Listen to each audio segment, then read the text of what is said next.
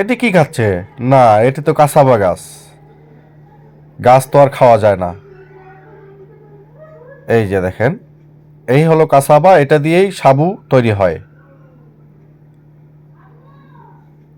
এবং এই যে দেখেন আনারস, এই আনারস আসলে খেতে অনেক টেস্টি।